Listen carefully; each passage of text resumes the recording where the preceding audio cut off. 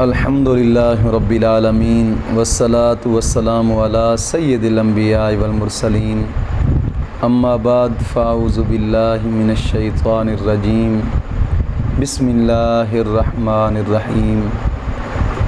اہدنا الصراط المستقیم صدق اللہ مولانا العظیم۔ روحانی پاورفل وظائف میں سے آج ایک اہم سبق ہے جو کہ جس مقصد کے لیے آپ پڑھیں گے انشاءاللہ العزیز ہر مقصد گارنٹی کے ساتھ حل ہوگا،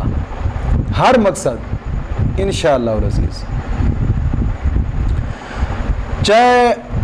آپ پر جادو ٹونا ہے یا کوئی گھریلو الجھنے ہیں، گھریلو پریشانی ہے، رشتے میں رکاوٹ ہے، رشتہ نہیں ہوتا ہے تو ٹوٹ جاتا ہے،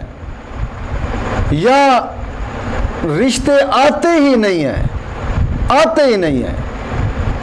یا رشتہ لینا چاہتے ہیں بچی کے ماں باپ نہیں مانتے، یا بچے کے ماں باپ تو مانتے ہیں بچے کے ماں باپ نہیں مانتے،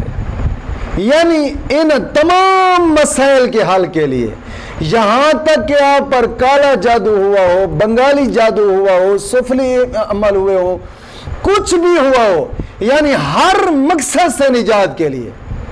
آپ اس کو پڑھیں، ہر مقصد حل ہوگا۔ ہر مقصد کوئی کسی قسم کا بھی مقصد ہے لیکن مقصد جائز ہونا چاہیے، یاد رکھیں یہ الحمدللہ مجرب اور گارنٹی شدہ عمل ہے۔ کتابوں میں غاروں میں چھپے لاہوتی وظائف میں سے ایک وظیفہ ہے جس کو بزرگوں نے بڑا کیا ہے، بڑا ہی مجرب وظیفہ ہے، اور یاد رکھنا کرنا صرف جائز مقصد کے لیے، ناجائز کے لیے نہیں کرنا، کیونکہ قرآنی عمل ہے اور ناجائز کام کے لیے کریں گے تو خود گناہ گار ہوں گے، اور ناجائز کام کے لیے میں اجازت بھی نہیں دے رہا، اور خود کہوں گا کہ مولا جو بھی ناجائز کام کے لیے کرے مولا اس کی زندگی کو وہاں پر ختم کر دینا اور مزید کرنا اس کو۔ یہ میرے دل سے بد دعا اس لیے نکل رہی ہے کہ کچھ لوگ ایسے ہیں کہ جو جناب علی ناجائز کاموں کے لیے استعمال ہوتے ہیں، روحانی وظائف جائز مقصد کے لیے کریں، جائز مقصد کے لیے انشاءاللہ العزیز آپ جائز مقصد کے لیے کریں گے، جیسے کریں گے انشاءاللہ العزیز آپ کو کامیابی حاصل ہوگی، ہر جائز مقصد کے لیے کریں گے انشاءاللہ کامیابی حاصل ہوگی۔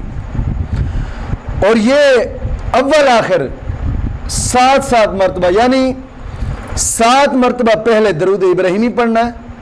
اور پھر 7 مرتبہ سورۃ الرحمن آیت نمبر 34 7 مرتبہ پڑھنی ہے۔ یا معشر الجن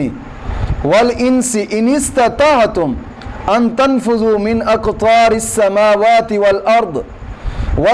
فانفذوا لا تنفذون الا بسلطان